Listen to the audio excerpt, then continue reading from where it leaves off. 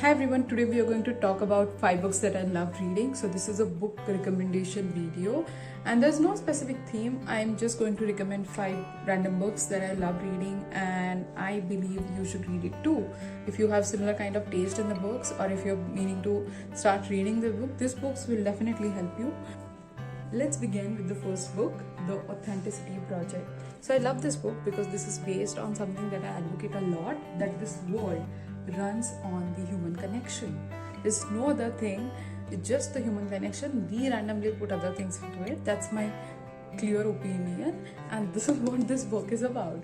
So there's one person, there's an old person called Julian Jessop who is an old artist and he's a lonely person. He writes everything about he is feeling at that moment in a diary and leaves that deliberately in a neighborhood cafe which is run by a girl called Monica. He never expects her to come back and talk to him or help him or help him in any way basically. But Monica does that. She traces him back, she helps him, and to honor that diary, she writes a story and pass it on to other strangers. So that's how this diary brings multiple strangers together and they help each other sort their lives. Like, how amazing. On that front, this book is a very, very heartwarming book. You can see people being themselves, people trying to help others, and it's a funny read. It's a heartwarming read, so I will definitely recommend you if you're planning to read something light but also the heart-touching story. So amazing book. I wish this book gets converted into a movie and really amazing. Actually, you can see I've written a lot of notes inside it because I love reading, and the notes like this represents how much I love reading a book. So every time you see a lots of annotation, that means I love that book.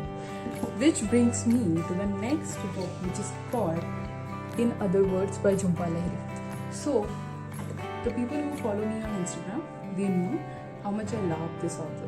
So she's one of my favorite authors, Jhumpa Lahiri. She's an Indian author but writes in Italian these days, and then her books get translated into English. So this book specifically is her journey on learning to write in Italian, right, or learning that language basically. This is close to my heart because it reminded me of my journey of learning English. I had no idea how to speak, I had no idea how to write because the basic education I've done in another language, the local language called Marathi. So I had no idea how to read or write in English. So that journey was itself an emotional roller coaster ride for me, and reading about her journey. So how difficult it is that you're already established as an author in one language but you're trying to learn that other language in which you want to write. That takes a lot of guts, but this book was a literary journey of her, and anybody who's planning to learn another language, they should read this for the feel of, or just to find it relevant, that how difficult it is or what all you feel when you try to learn a language. So this was my second recommendation. This is the third book that I would like to recommend you, which is by Elif Shafak. It's called 10 minutes 38 seconds in this strange world. So this is the first full-fledged novel that I've read, which is written by Elif Shafak. I've read one book before which was a short non-fiction, but this is the first full-length novel. So 10 minutes 38 seconds in this strange world is a story of a sex worker called Takila Leila. When she was dead, her body was basically dumped into a dustbin, and her mind takes, in the last 10 minutes 38 seconds of her life, her mind takes a trip to memories she have had in the life through her friends, families, and the way towards this death of hers. So overall, this book was really amazing. Like, I got to know why everybody loves Elif Shafak, and I was so hooked. I did this as a buddy read with one of my friends from Bookstagram, and our discussions were very, very enriching. So this was my third recommendation, and I think if you're planning to start on reading Elif Shafak, you can start with this book. It's an amazing book and it explores a lot of things. I loved it. So this was my third recommendation. we are never aware of what happens in the world most of the times and how that has impacted the lives of many people. So one such book is The Kite Runner by Khalid Hosseini. So this is a story of two young boys, Amir and Hassan.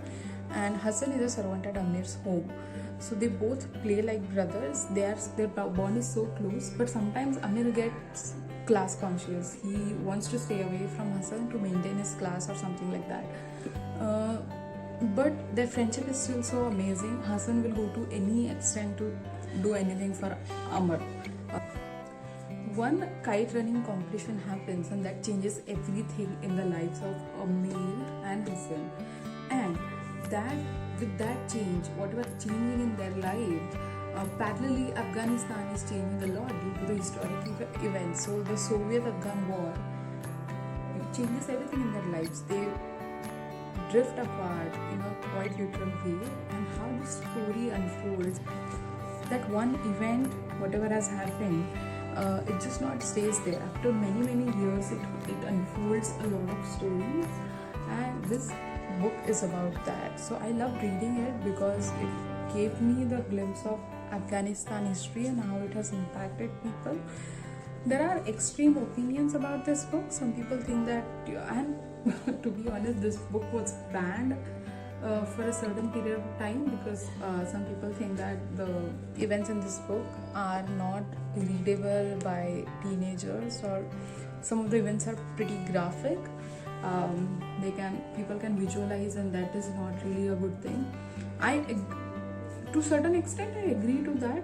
There's a lot of violence at a point, but if you can actually, in a state of mind when you can read books like this, you can definitely try reading this, because I don't think the world needs only good books or heartwarming books. You need to read stories like this to understand why peace is important. Why do we need that peace in the world where everybody can live with dignity, everybody can live in peace, and the wars that are happening in the world are unnecessary. The power politics that are happening in the world is completely of no sense, but fine. I mean, what we can do as a common people is to try to understand and develop the empathy or sympathy for the people who are suffering.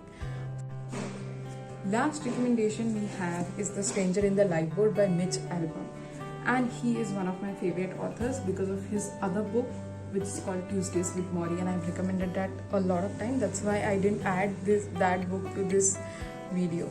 So this is the latest book by this author, and I loved it. I loved it because it is a life-changing in a way that I am not a spiritual person. I'm not a person who believes in God. And when I first read the blurb of it, I thought this book would be the spiritual one. I was really afraid to read this, but when I actually read it, so this is a story of survivors, 9 survivors after a ship explosion, and it is divided into 3 areas: sea, island, and news. So sea portion of it is basically about the survivor story. There are 9 survivors, and after 3 to 4 days of ship explosion, they start to wonder whether to hope for life or not, and they suddenly find a man on floating waves who claims to be a lord, which is basically, the title says, The Stranger in the Lifeboat. And he claims to be a lord, and these people are already confused. These people are already hungry. They want either water or food to survive for a few more days. And this person, some random person, is coming on their lifeboat, floating on a waves and claiming to be a lord. It's very frustrating, right? Why would you believe someone like them, someone like this person? And this whole story is we can read through the letters. So there's one survivor called Benjamin. He's writing letters to his wife and telling about the events happening on the lifeboat. That's how we get to know, and that's the sea portion of it. Then the island portion is basically, this diary is found by an inspector. I don't remember his name. So he reads that story and try to connect the event. And the news portion is basically the island, the connection between island and sea, and they try to decipher like what must have happened.